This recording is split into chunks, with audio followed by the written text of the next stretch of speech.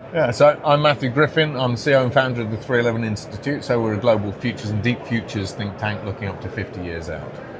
And you've just given the keynote speech opening Monday morning at Wales Tech Week. Can you just tell us a little bit about what you were talking about?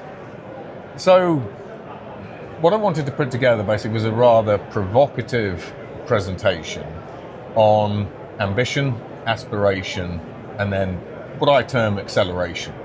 So when we think about ambition, as I travel around the world, I kind of question whether or not different countries, individuals, as well as companies are actually being ambitious enough. So as I sort of described at the start of the presentation, the vast majority of businesses around the world will be quite happy with a 5% growth. But then when you have a look at, for example, American companies, when you have a look at some of the Chinese companies, they are literally after global domination. They don't just want to own one market, they want to own many markets. And that ambition actually fundamentally changes the culture of the organization, how fast they innovate, what they innovate, how they think about markets, and so on and so forth. So ambition plays a critical role basically in sort of setting the stage, should we say.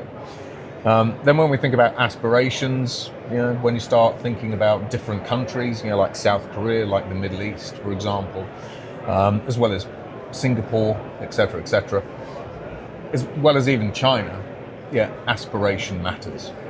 They don't just, again, a little bit like ambition, they don't just want to be a little bit better. In China's case, they want to dominate every single technology and dominate everything by the year 2045.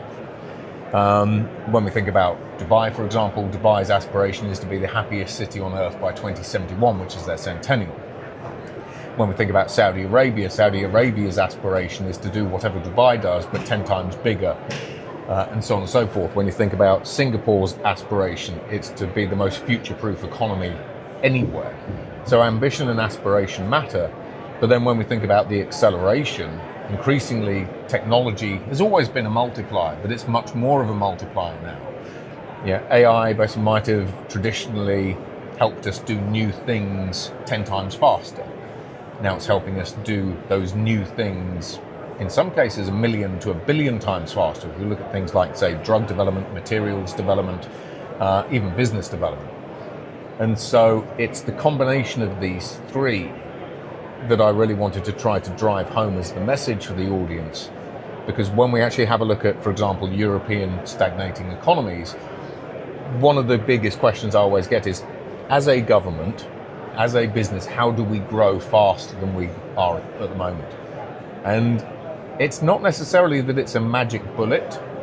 I think people get a little bit too comfortable with the status quo and just these incremental steps.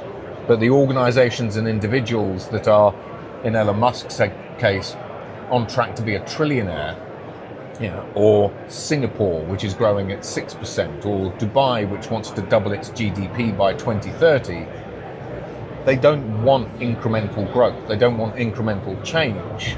They want big steps. So that's what I was really trying to get across, basically, through the presentation.